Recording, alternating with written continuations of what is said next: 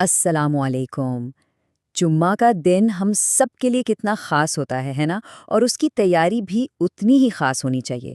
تو آج ہم بات کریں گے اس تیاری کے ایک بہت ہی اہم حصے پر، یعنی جمعے کے دن غسل کرنے پر۔ آئیے سمجھتے ہیں کہ اس خوبصورت سنت کی بنیاد اور اہمیت کیا ہے۔ تو جمعے کے غسل کی بنیاد کہاں سے آئی؟ یہ آئی ہے پیغمبر اسلام صلی اللہ علیہ وآلہ وسلم کے اس صاف اور سیدھے حکم سے۔ یہی وہ ہدایت ہے جہاں سے یہ سارا عمل شروع ہوتا ہے، اور اسی سے اس کی اہمیت واضح ہوتی ہے۔ تو سب سے پہلی بات یہ سمجھنا ضروری ہے کہ یہ حکم سیدھا نبی اکرم صلی اللہ علیہ وسلم کی طرف سے آیا تھا۔ یہ کوئی عام مشورہ نہیں تھا، بلکہ ایک واضح ہدایت تھی جس کی ایک خاص اہمیت ہے۔ سوال یہ ہے کہ یہ بات ہم تک پہنچی کیسے؟ تو اس کا جواب ہے حضرت عبداللہ بن عمر رضی اللہ عنہما، جو نبی اکرم صلی اللہ علیہ وسلم کے بہت قریبی ساتھی تھے۔ انہوں نے یہ حکم خود سنا اور پھر آگے پہنچایا۔ اس سے اس بات کی سن اور بھی پختہ ہو جاتی ہے۔ اور ذرا سوچئے، یہ کوئی بند کمرے کی بات نہیں تھی۔ نبی اکرم صلی اللہ علیہ وسلم نے یہ ہدایت منبر پر، یعنی سب کے سامنے خطبے کے دوران دی تھی۔ اس کا مطلب صاف تھا کہ یہ پیغام پوری امت کے لیے ہے اور اس کی اہمیت اجتماعی ہے۔ اچھا، تو اب آتے ہیں دوسرے نقطے پر۔ یہ حکم صرف ایک دفعہ نہیں دیا گیا تھا، بلکہ اس پر بار بار زور دیا گیا، اسے مختلف طریقوں سے مضبوط کیا گیا۔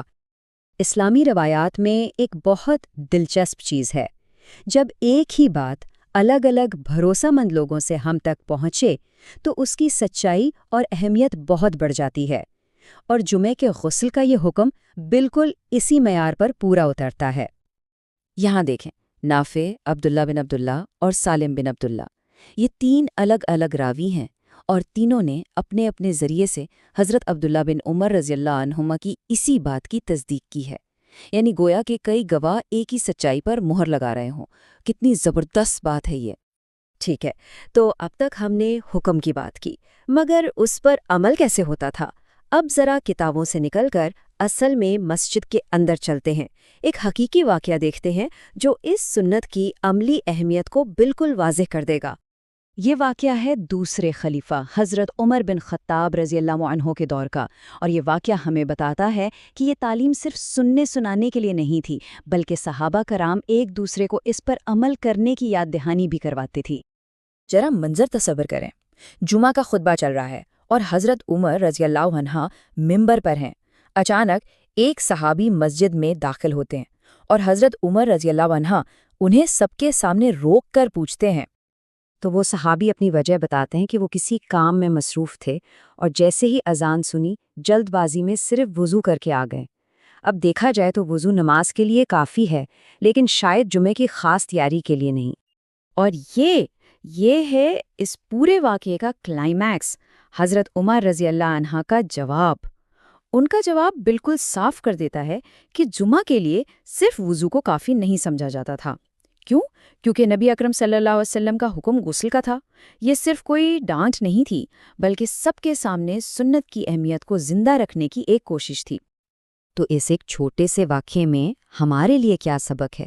بہت بڑے سبق چھپے ہیں۔ آئیے اس تاکید کے پیچھے جو حکمت ہے نا، اس کو سمجھنے کی کوشش کرتے ہیں۔ اس واقعے سے تین باتیں بالکل شیشے کی طرح صاف ہو جاتی ہیں۔ پہلی بات، غسل کا حکم سب جانتے تھے، یہ عام علم تھا۔ دوسری بات، جمعہ کی اس خاص تیاری کے لیے وضو کو غسل کا متبادل نہیں سمجھا جاتا تھا۔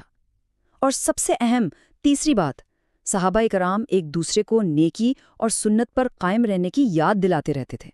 یہ ان کی کمیونٹی کا حصہ تھا۔